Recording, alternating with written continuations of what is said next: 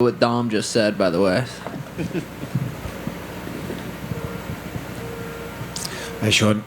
Another great win for you. I'm wondering how you're feeling about your performance and how you're reflecting on the fight so far. First round knockout, can't complain. That feels good. Feels real good. I just saw you and Dom having a couple of words outside. I'm curious what you guys were talking about. Dominic Cruz is the dude's a living legend, and he's still fighting right now. So, just said congratulations, and that was it. Is this kind of what you were expecting to happen tonight in this fight? You know, it's like the next step up for you, but you wanted to still show that you can continue starching these guys and continue rising your level above it. Is this what you thought was going to happen, first round knockout?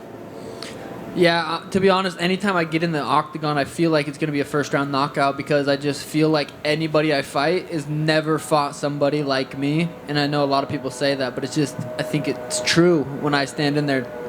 Paiva's never seen someone like me. He's never felt that speed. So I did see that playing out like that.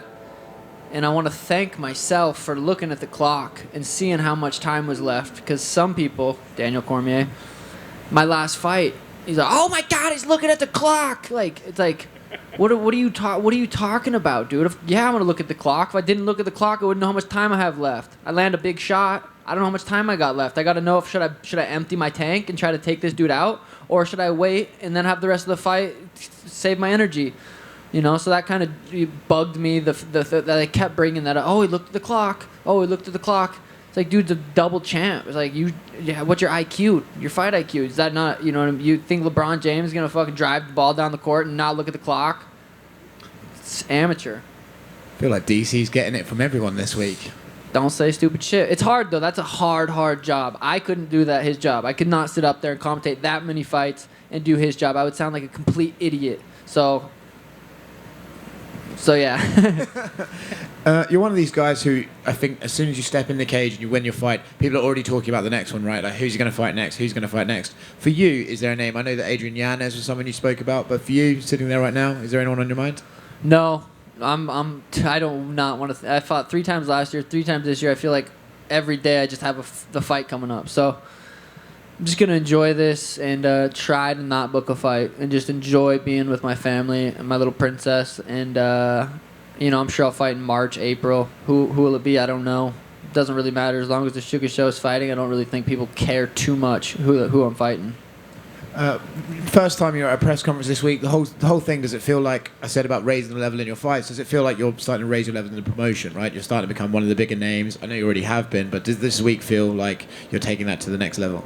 Yeah, you know, the press conference was really cool. I planned on going there and kind of stealing the show, and I think I did that.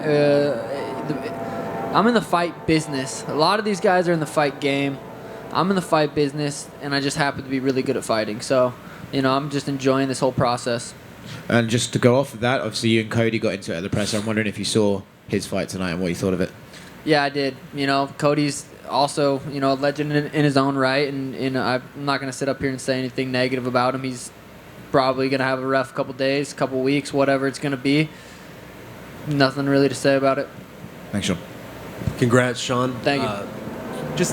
You mentioned the DC thing, and I find that this is sort of a trend with you. Does it almost make you funny the way that people try to nitpick you and like all the little holes they're looking for to sort of point to? I've always felt like DC wants me to lose. I don't know. I could be completely wrong. I just sat down with him the other day, and, you know, it's not like he doesn't like me personally. I just feel like he kind of wants to see me lose. I don't know what it is. If I remind him of a young John Jones. But for some reason, I feel like he wants me to lose, and there's certain things he says when he's commentating. But also, like I said, commentating would be a really hard job, and maybe I'm just taking it personal and being a pussy. Sure, I mean more on like a broader scale, just in general, the MMA fan base, people in the MMA world. It seems like people really try to nitpick anything they can find from you. Is that something you've noticed? That means I'm doing it right. If everyone just loved me, then I probably wouldn't be as big as I am. I think there's only probably one person that everyone loves, and that's Ty. Two of us, so Ty, whatever, you know what I mean? You got it. I think he's the only one. How could you not like that guy? But for me, you know, I can see how people don't like, you know, they don't like me, but I guarantee they watched me tonight. I guarantee they did not turn the TV. They didn't get up to go to the bathroom. They probably weren't even eating or drinking. I bet they were locked into that TV when I was fighting. Well, to piggyback off that, you actually now with this one tonight, tied for the second most knockouts in bantamweight history in the UFC. Is that wild to you to already have that? Yeah, that is pretty crazy because, I still got 15, 20 fights left in my career, I would say. Something around there. That might be a lot. But, yeah, that is pretty crazy. Well, how many... What am I at and what's the record? 5. And the record's 7, I believe. Well, I knocked out Thomas twice, so I'm at 6. And last one from me. You mentioned the rib injury in the cage, or Rogan did, and you talked about it. What happened and how bad was it? Like, how close did it really get? I literally think if he would have taken me down and I tried to get up, I don't know what would have happened. I didn't spar for the last 3 weeks. I was grappling, and the guy had a body lock on he had my back, had a body lock. I went to turn, he squeezed at the same time. Nothing crazy, just grappling, and my rib just. I don't really know exactly what happened, but rib injuries. If you've ever had a rib injury, they're just so annoying, and they take a while. But I let it chill for about a week. Just ran and hit mitts, and then tried to grapple again that next week, and couldn't do the simplest grappling. So for the last 3 weeks, I didn't grapple at all. No grappling. Didn't even test it. Didn't even want it. Didn't do any clinch work. Didn't do anything.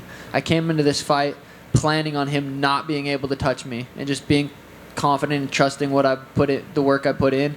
So that was really, and I'm proud of myself for having the mindset to be able to come in here and just know that. Sean, right here. The story coming out of your last fight was you set all these records for like total output in a fight. The first round, as long as it lasted, you seemed much more patient in there to pick your shots. Was that a product of not being able to spar, or did you come in here knowing that you would probably kind of approach this fight a lot slower? No, the reason I had that high of an output against Chris is because he just walked forward like a punching bag. The dude did not take a step back. He literally walked forward for 14 and a half minutes, and I was bouncing my hands off his face. Paiva didn't... I plan on Paiva pressuring me and coming forward, and I think that's what his game plan was, but it's a lot harder to do against me when you get in there. Like, you can say I'm going to get in there and pressure him, but it was he had trouble doing it. I don't know, I felt every fight's going to be different, and if someone's going to continuously walk forward, I have the gas tank, and I can put the output out to bounce my hands off their face for that long, but I didn't need to tonight.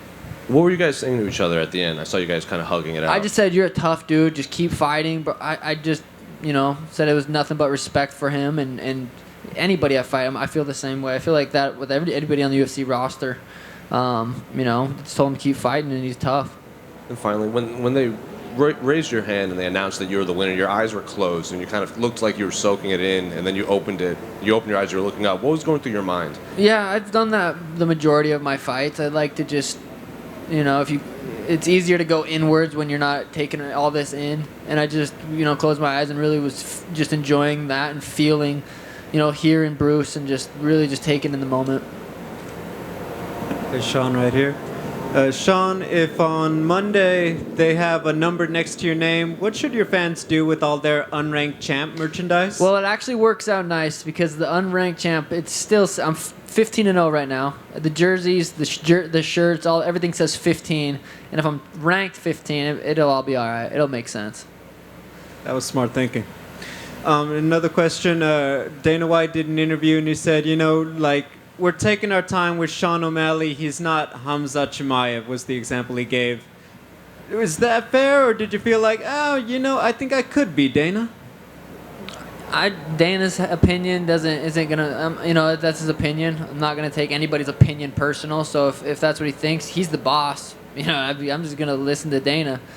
He wants me to fight someone else, I'll fight someone else. If he doesn't, what he does with Chimaev is what he does. I didn't take it wrong at all. One of the things, obviously, you want more money for those other fights with the ranked guys and the bigger names. How often do you and your management, send that email along like, hey, can we renegotiate?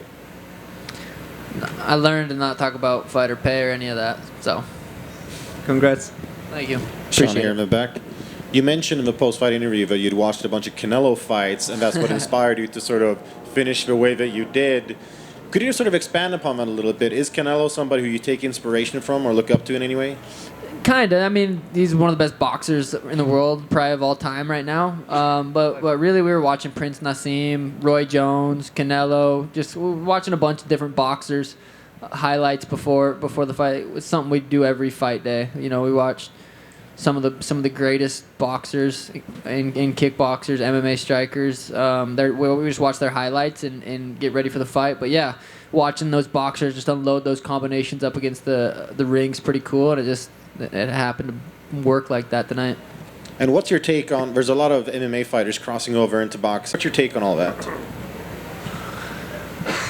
Yeah, boxing's a sweet sport. I don't really follow it closely, but I really enjoy boxing, just boxing sparring and that kind of stuff. So, I know what they did with Floyd and Conor was massive, and I think you have to be that massive of a star to do that.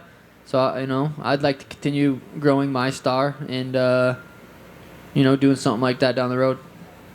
And last for me, you had a great quote just now about you're in the fight business, not the fight game.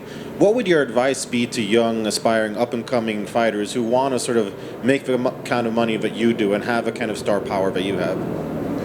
Color your hair and get face tattoos. No, I'm just jokes. I think what it comes down to is my performances, really. I don't think it's, everything I do outside the octagon I enjoy doing, so I'm not forcing anything. The YouTube, the vlogs, the podcast, the Twitch streams, the merch, like all that stuff is part of the fight business, what I'm talking about, and it's just stuff I enjoy. So I'm not really forcing it, and I think some people just don't want to do that stuff. So if they tried to, it would look forced, and it probably wouldn't be successful. So advice would just, be yourself. I feel like I really am good at just being myself, and I just happens to, I'm good at a lot of things. Thank you. Great performance. Thank you. Sean over here. Yep. Megan said you had video games were helping with your striking. How exactly did that come about? I think I just rationalized that in my head because I play so much video games. So I don't know if that's actually true, but I can see probably hand-eye coordination maybe. I've been playing video games since I was 3 years old. So I don't know if that's actually science or me just telling my girl, like, I'm training. All right. And what is your celebration tonight? Just going to go out with the boys, have a good time, keep it low-key. Thanks, guys.